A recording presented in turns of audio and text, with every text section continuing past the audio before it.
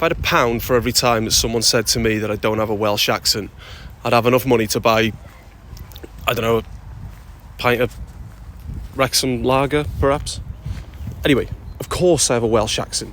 I was born and raised in Flintshire. This is how a lot of us speak from Flintshire. In my part of Flintshire, anyway. Flintshire is in Wales. Therefore, I have a Welsh accent. I might not sound like how we speak in the southern valleys.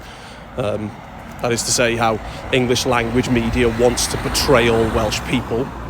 But I definitely have a Welsh accent. I mean, compare Cockney accents to a Scouse accent. They sound bugger all alike, but they're both English accents. For me, I prefer to concentrate on a different kind of accent. Namely, what else you get for Christmas? Namely, the diacritic accents and symbols we use in Welsh. Now, obviously, the most common Welsh accent is the circumflex, which, because we love it so much, has 3 names in Welsh. Tor bach, which is a little roof. Hirnod, which is a long note or a long character. And an acen grom, the bent accent.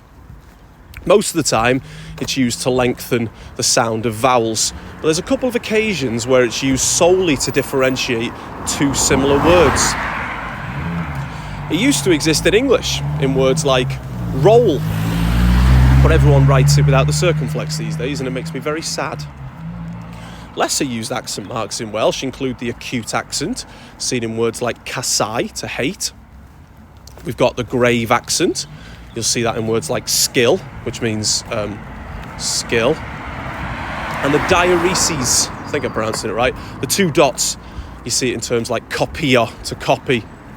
The Welsh for diaresis, or diareses, is didolnod, which translates as a separating mark or a separating sign. So I think it's pretty cool. Anyway, Welsh has bloody loads of accents, in both sense of the word. Don't you forget it.